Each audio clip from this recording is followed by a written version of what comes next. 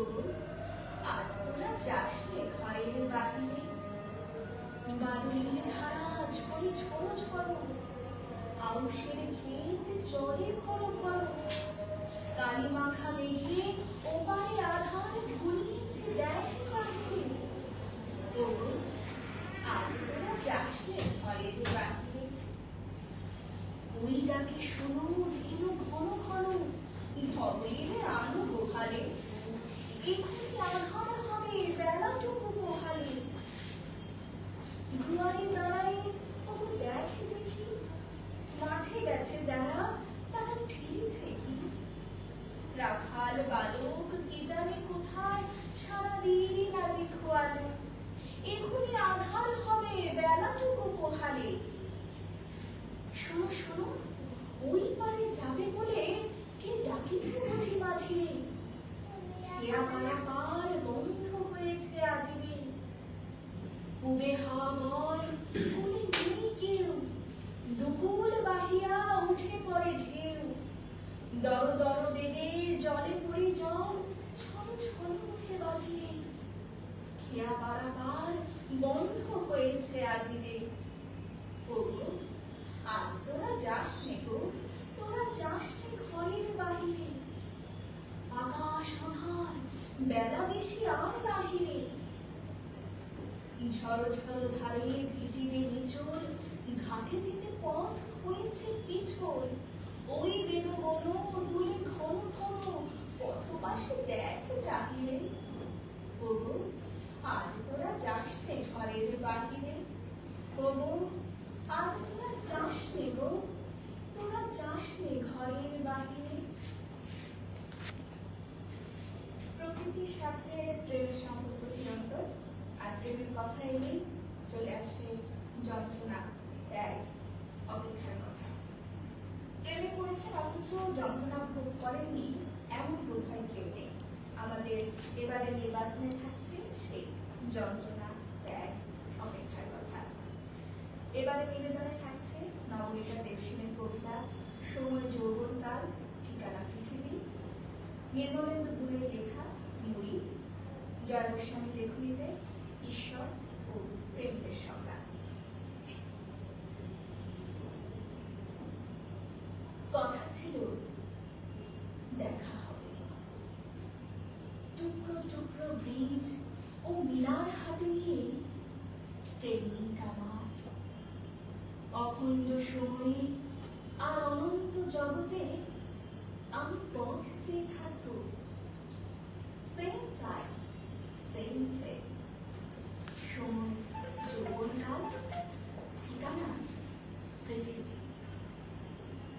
এই তো জগৎ তৈরি, পৃথিবী প্রস্তুত, ব্রিজের ভগ্নাংশ জুড়ে চমৎকার ব্রিজ হয়ে গেছে।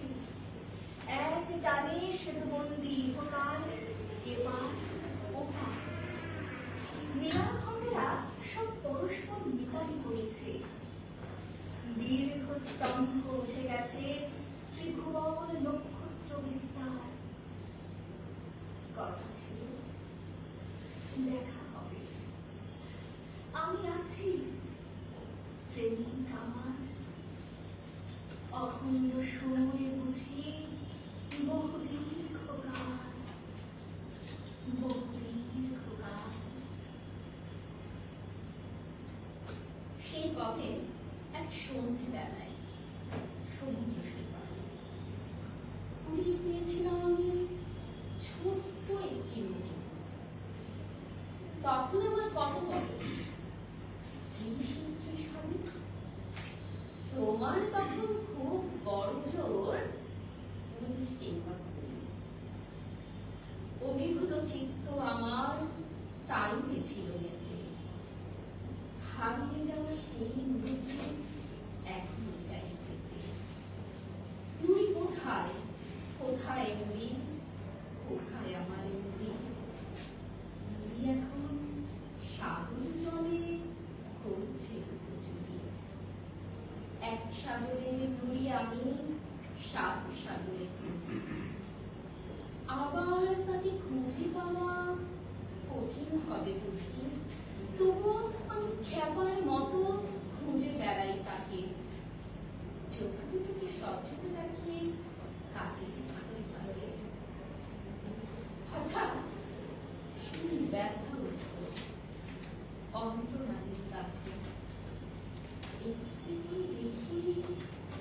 গলব্লাডারে আছে। চিকিৎসকরা বলল একে বাইরে ফেলে দিতে, কিন্তু আমার কেন জানি বাঁধলো ঝুঁকি। ওরা ভাবলেন রাজি হইনি কাটা ছিঁড়ার ভয়ে। আমি ভাবলাম থাক না ওটা মেঘের সঞ্চয়ে। সে যদি তোমাকে অগ্নিতে ফেলে মারে, বিনা চেষ্টায় মরে যাবো একেবারে।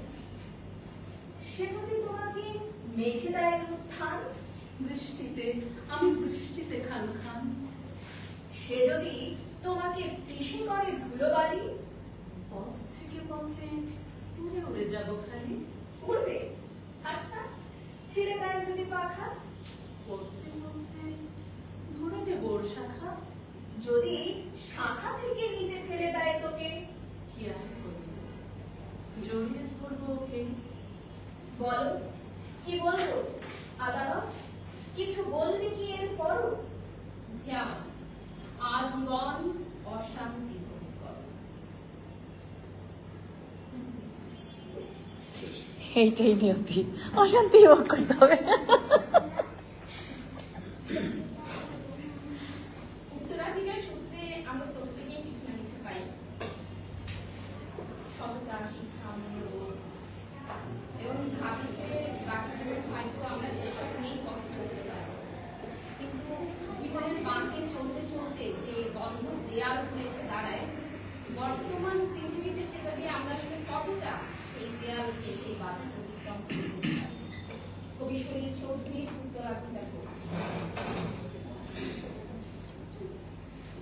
উত্তরাধিকার সূত্রে পেয়েছি শুধু এক গুচ্ছ চাবি, ছোট বড় মোটা মেটে নানা রকমের নানা ধরনের চাবি। মা বলতেন যত্ন করে তুলে রেখে দিই।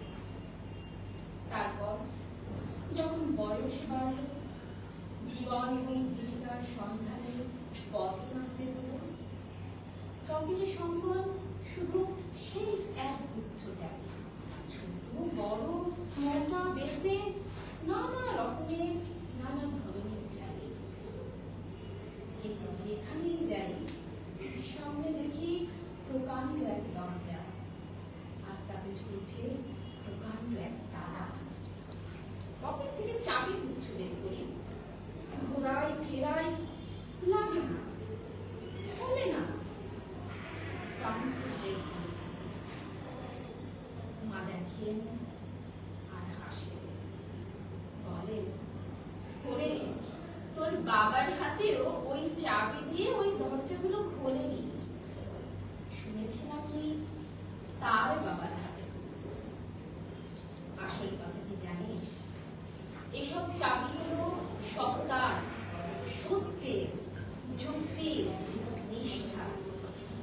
আজকাল আর ওই চাবি দিয়ে এসব দরজাগুলো খুলে না। তবুও তুই ফেলে দিস না। তুইও যখন চলে যাবি, তোর সন্তানদের হাতে দিয়ে যাস এসব চাবি গুচ্ছ। হয়তো ওদের হাতে, হয়তো কেন, নিশ্চয়ই ওদের হাতে ওই সব সততার, সত্যের, যুক্তির, নিষ্ঠার চাবি দিয়ে জীবনের বন্ধ দরজাগুলো খুলে যাবে, খুলে যাবে। একদম তাই। সততা, নিষ্ঠা, মূল্যবোধ যেমন মানুষের জীবনের বাস্তব দরজাগুলোকে খুলে দেয়, একই সাথে এগুলো মানুষের করে তোলে বিনয়ী। যদিও তাকে বেছে নিতে হয় সাধারণ কিংবা সাধারণের চেয়েও নিম্নমানের স্তর। কবি আবুল হাসান বলেছেন এমনই এক বাবার কথা, যিনি সততাকে যাপন করতে গিয়ে হয়েছেন নিম্নবিত্ত। আবৃত্তি করছি কবি আবুল হাসানের লেখা চামড়ি হাতে নিম্নমানের মানুষ। আসলে আমার বাবা ছিলেন নিম্নমানের মানুষ, নইলে সরকারি লোক। পুলিশ বিভাগে চাকরি করেও পুলিশের মেজাজ কেন ছিল না ওনার বলুন? চলায় ও বলায়। চেয়ার থেকে ঘর বাঁধলাম। ভারী দিনের চিমনিগুলো মুছে ফেলার মতন তিনি আস্তে কেন চাকর বাকর এই আমাদের প্রভু সম্পর্কটা সরিয়ে দিতেন। থানার যত পেশাধারী, পুলিশ, সেপাই, অধিবাস্ত কনস্টেবল সবার তিনি এক বয়সী এমন ভাবে তার সাবাতেন সারা দিকে। মায়ের সাথে তার সম্পর্কটা ছিল যেমন ব্যর্থ প্রেম, কৃপা ভিক্ষা নিতে এসেছে নারীর কাছে। আসলে আমার বাবা ছিলেন নিম্নমানের মানুষ। নইলে দেশে যখন তার ভাইরা জমি জমার হিসেব কষছে, লাভ অলাভের ব্যক্তিগত স্বার্থ সবার আদায় করে নিচ্ছে সবাই, বাবা তখন উপার্জিত ছিপের সবুজ সুতো পেঁচিয়ে মাকে দেখিয়ে বলছে, এই দেখো তো জলের রঙের সাথে এবার এই সুতোটা খাপ খাবে না। কোথায় তাদের ঐতিহাসিক পুকুর বাড়ি, পুরনো সিঁড়ি, অনেক মাইল হেঁটে যেতেন মাছ ধরতে। আমি যখন মায়ের মুখে লজ্জা বিরা, ঘুমের ক্রীড়া ইত্যাদিতে মিশেছিল, বাবা তখন কাব্যি করতে কম করেনি মাকে দিয়ে। শুনেছি সাদা চামড়ি মতো চামড়ায় পরিয়ে দিতেন রাত্রিবেলা মায়ের খাপায়। মা বলতেন বাবাকে, তুমি এই সমস্ত লোক দেখো না, ঘুষ খাচ্ছে, জমি কিনছে, সময় সময় উপরে উঠছে, কত রকম সুখে থাকছে, কত আনন্দে থাকছে। তুমি এই সমস্ত লোক দেখো না। বাবা তখন হাতে কোনো চাকরি গায়ে বেরিয়ে গেছেন কবিগানের আসরে যেতেন মাঝরাতে। লোকের ভিড়ে সামনে শিশির গুলি চোখে মারতে। এখন তিনি পরাজিত, কেউ দেখে না, একলা মানুষ। চিলে কোঠার মতন তিনি আকাশ দেখেন, বাতাস দেখেন, জীর্ণ শীর্ণ ব্যর্থ ছিল, বিষণ্ণ লাল রক্তে ভাবুক নতুন আসে। হঠাৎ বাবা কিসের দাসে লুচক ভাষার দিলেই জানে। একটা ছিল উড়ে বেড়ায় কবির মতো, কুখ্যাত সব পাড়ায় পাড়ায়। আর ছেলেরা যে যার স্বার্থ নিয়ে সরে যায়। বাবা একা শির দ্বারায় দাঁড়িয়ে থাকে, কি যে ভাবেন। প্রায় তিনি রাত্রি জাগেন, বসে থাকেন চেয়ার নিয়ে, চাউমিনের হাতে। ব্যর্থ মানুষ, নিম্নমানের মানুষ। আজকাল সবকিছুই আমরা ভাঙতে ভাঙতে ভাঙতে ছোট করে ফেলি।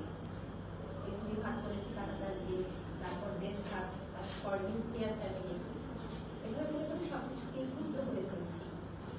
অথচ যদি আমরা একটুখানি সহনশীল হই, সহিষ্ণু হয়ে উঠি, তাহলে আমাদের মধ্যে যে ভ্রাতৃত্বের বন্ধন হতে পারে, সে কথা রবীন্দ্রনাথ চক্রবর্তী তার মায়ের কাঁথা কবিতা দিয়ে বলেছেন। আবৃত্তি করছি রবীন্দ্রনাথ চক্রবর্তীর মায়ের কাঁথা।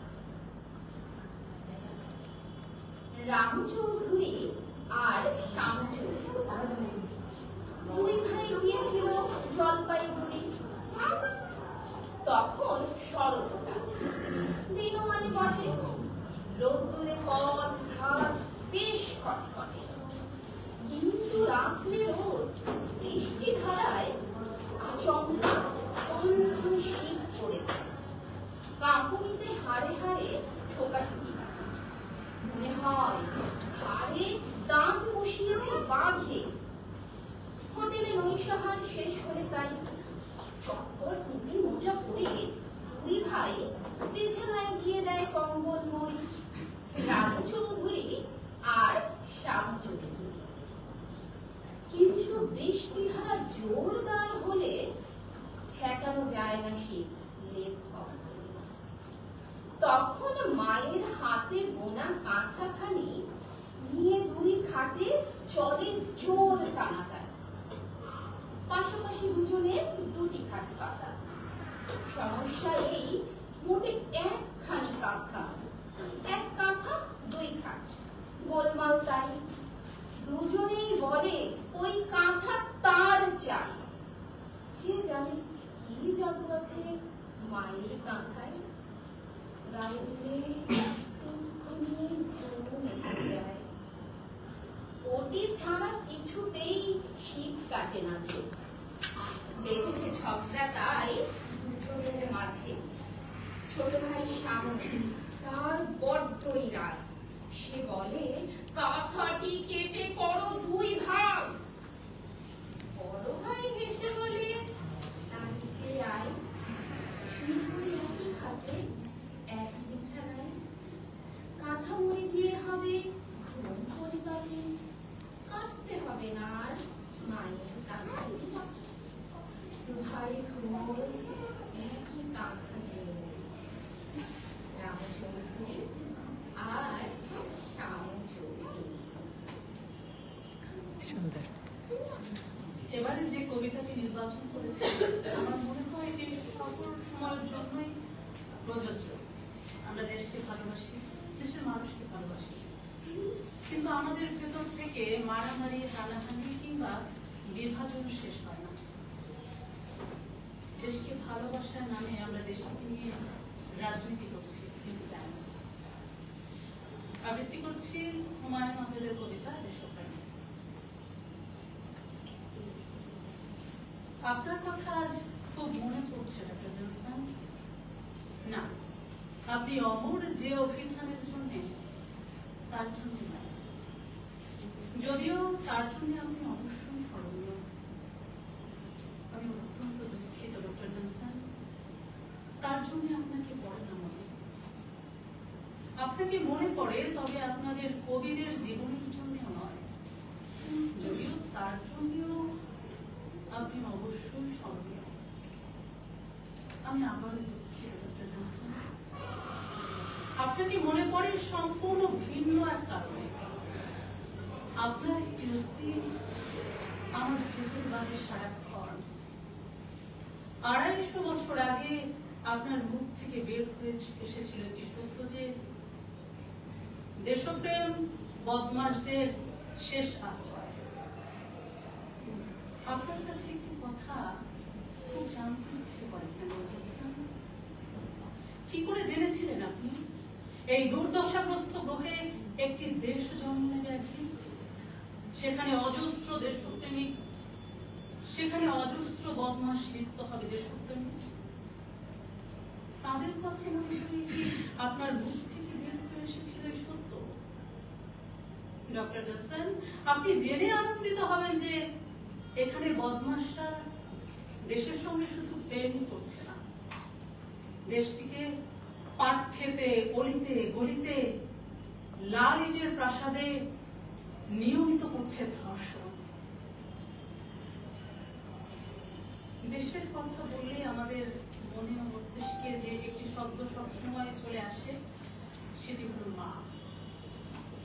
ছোটবেলায় হয়তো বুঝতাম না যে আমাদের জন্য আমাদের মায়েরা কত ত্যাগ স্বীকার করেন, কিন্তু জীবনের এই পর্যায়ে এসে কিছুটা বুঝি যে আমাদের জন্য তাদের কত ইচ্ছে, স্বপ্ন তারা ত্যাগ করে দেন। আমার মা সহ এরকম সকল মায়ের কথা স্মরণ করে আমার ভীষণ প্রিয় কবিতা শামসুর রহমানের কখনো আমার মাকে নিবেদন করছি। কখনো আমার মাকে কোনো গান গাইতে শুনিনি।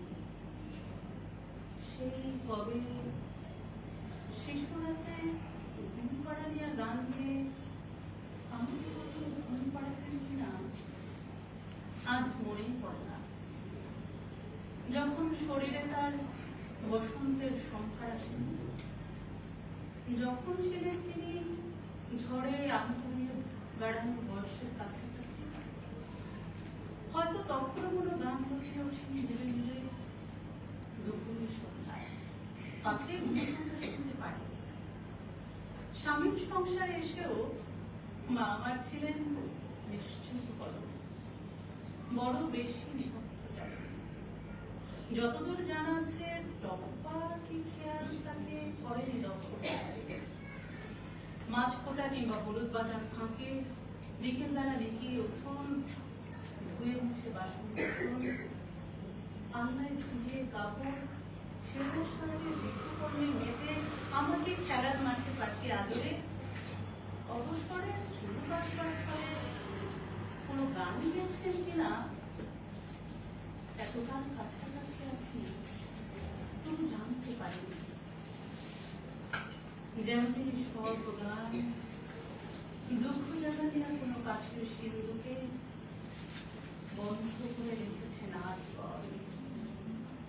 এখন তার গম্ভীর শরীর থেকে কালে ভদ্রে শুরু নয় ন্যাপথলিনের তীব্র ঘাম ভেসে আসে। মা তো শুধু মাই নন, তিনি কারো স্ত্রী, কারো কন্যা, কারো বন্ধু, সর্বোপরি তিনি একজন নারী। নারীকে নিয়ে বহু গানে অজস্র কবিতা লেখা হলেও এই 19 শতাব্দীতে এসেও নারীরা ভীষণভাবে অবহেলিত, নির্যাতিত। কিছু কিছু জায়গায় নারীরা এখনো বেঁচে আছে লাশের মতো। আমার এবারে নিবেদনে থাকছে নবনীতা দেশমুখ কবিতা মেয়ে মানুষের লাশ।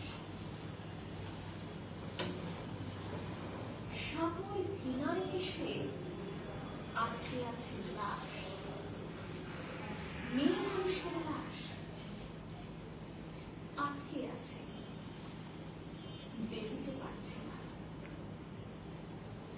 তার মুখ ফেরানো রয়েছে সন্তানের দিকে, তার মুখ ফেরানো রয়েছে সংসারের দিকে, তার মুখ ফেরানো রয়েছে পুরুষের দিকে।